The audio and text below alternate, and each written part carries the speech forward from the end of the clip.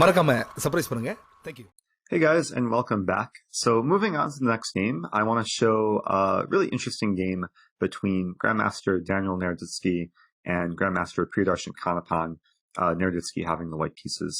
Now, this game was part of the Pro Chess League, which, if you're not familiar with, it's an online rapid league with teams from all over the world.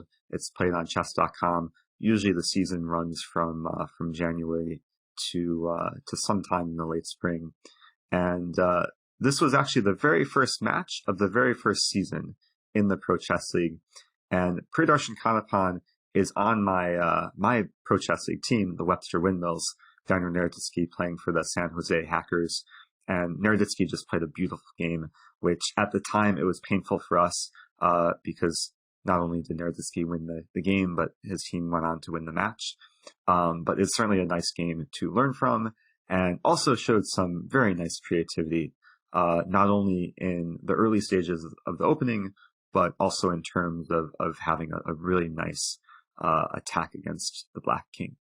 So going forward here, we have what started as a very unusual London after the very early d takes c5, Black played e6, and then Naroditsky plays the immediate e4, which you don't see this line every day. And actually, a few days ago, this actually reminds me of something I saw where I recently found out that this move pawn e4 is playable in this position, going for some sort of reversed Alban counter gambit. Now, this is maybe a bit too crazy for myself, but just thought I'd share that if there's any crazy people out there who are interested in experimenting in the opening, e4 is a playable move. What Naroditsky played is a bit more sound because e4 in this position is not actually a sacrifice, even though it looks like the pawn is undefended. If Black were to take the pawn, White would have a very nice position after trading queens and knight c3.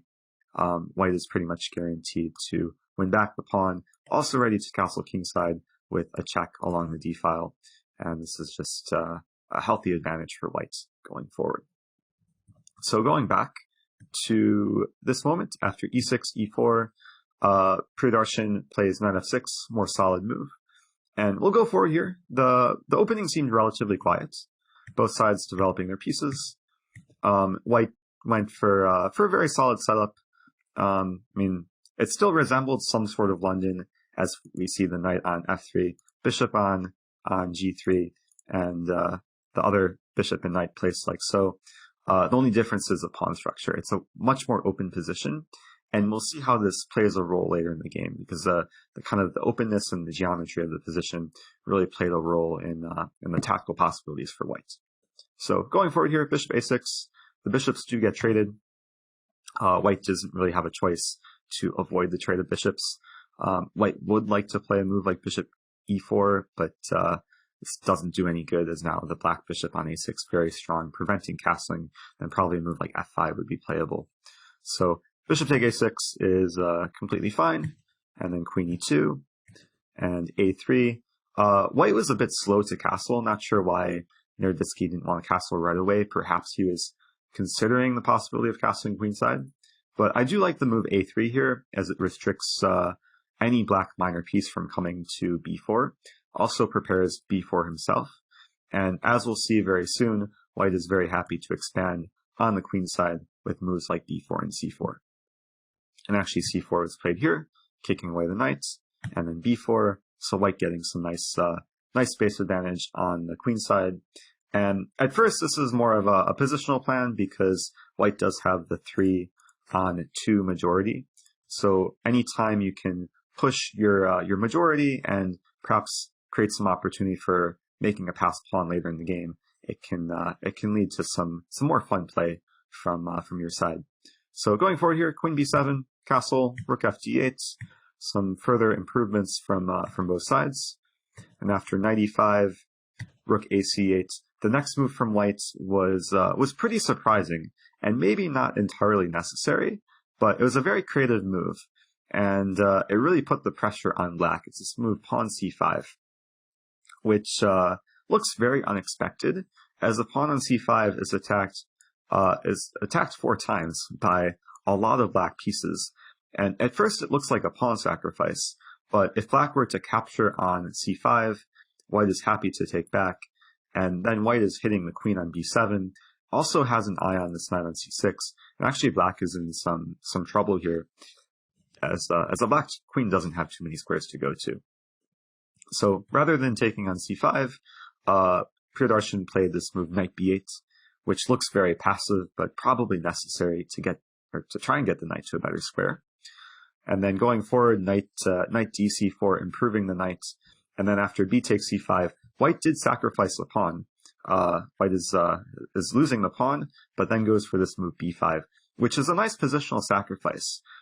White solidifies this knight on c4. It's an excellent blockade, stopping this pawn on c5, which in turn basically makes the rook on c8 and the bishop on e7 quite passive pieces. On top of this, the pawn on b5 restricts this knight on b8. So a lot of the black pieces are not that happy here, and white has very good compensation for the pawn. Not to mention that white now has this 2-on-1 majority. So there are potential ideas later on in the game if white wants to go for the further queenside advance. Definitely a potential plan. But as we'll see, white did not have to focus on the queen side for much longer because play happened on the king side. Going forward, queen e4. White, of course, does not want a queen trade. Queen a2 is played, leaving black's queen as just a target in the center, very easily attacked by a move like rook e1. And queen a2, I want to point out, is a really nice and resourceful move, because even though it looks a bit out of play, it has x-ray vision against the black king. And it might not seem that relevant in this position, but within just a few moves, we'll see how powerful the queen on a2 actually is. And after just one more move, knight to h5, now we get to this very critical moment where Naroditsky played a pretty astonishing move. And it was a rapid game, and the move he played is a type of move, if you have enough time in a tournament type game, you want to calculate. You want to calculate kind of the forcing continuations and be able to see very far ahead. But I have a feeling that Naroditsky perhaps relied on some intuition with playing his next move, where he saw the very nice attacking potential. He saw his pieces could come into play, and perhaps he didn't calculate out all of the forcing variations. But we will see how the game unfolds after the very brilliant knight take f7. Just a fantastic move, kind of coming out of nowhere too, because it seems like white doesn't have that much attacking potential on the king side. But as we'll see, after king take f7, white's pieces come to life very quickly after knight e5 check. Multi-purpose move, attacking the king, unleashing the queen, and very importantly, obstructing black's queen from defending the e6 pawn. And this is basically the whole idea of knight take f7. White is going to continue the initiative. So going forward from here, black had a few options where to move the king. The king could retreat to one of these squares, or what happened in the game, black actually went forward to f6. I do want to take a moment and show what would happen if the king retreats. Basically, any square the king goes to on the 8th rank, white is happy to take on e6. Probably the most logical move is king g8.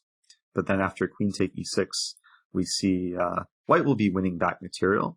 If a move like king f8 or king h8 is played, then there's a very simple knight g6 check, picking up the black queen undefended on e4, unfortunately for black. So king h7 would be forced here. And then the very simple move, rook e1 for white, attacking the queen, forcing it to move away to some less desirable square, and then white is happy to either pick up the bishop next move, or if possible, play queen g6 next move to pick up the knight on h5. So this is probably why black chose to advance the king forward to f6, trying to keep the pawn protected on e6, also trying to hold on to the extra piece, which of course isn't that relevant in this position, as white is able to continue the initiative.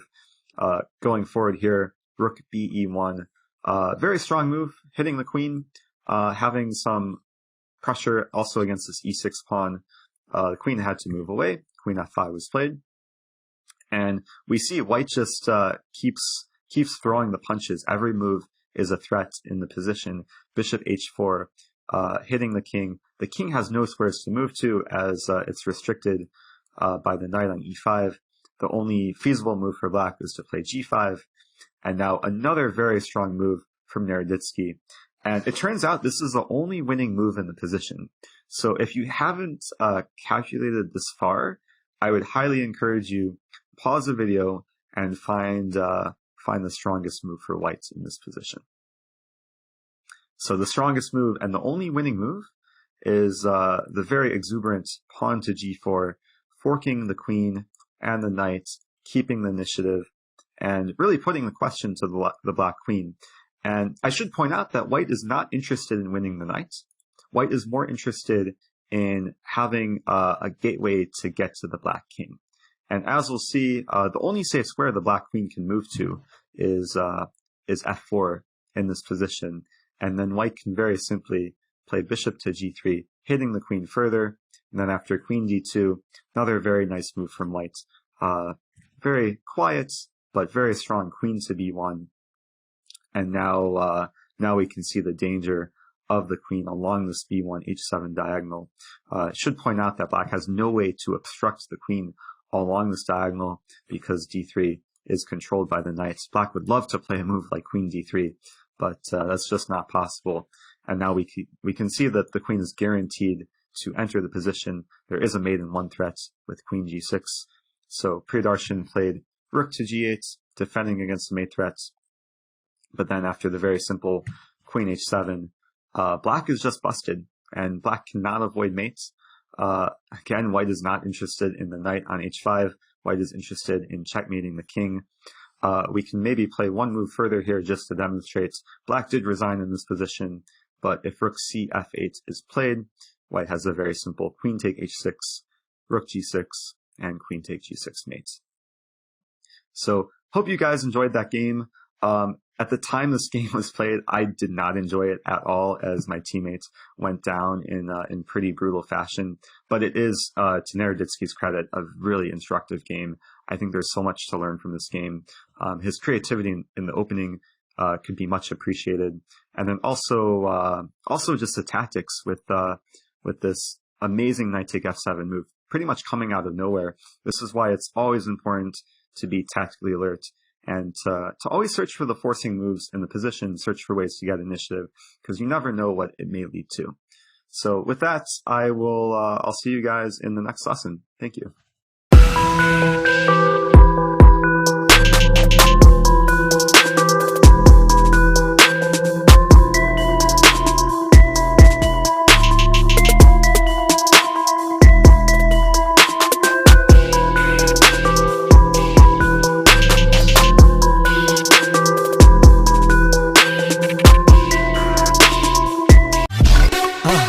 மறக்காம surprise பண்ணுங்க. Thank you.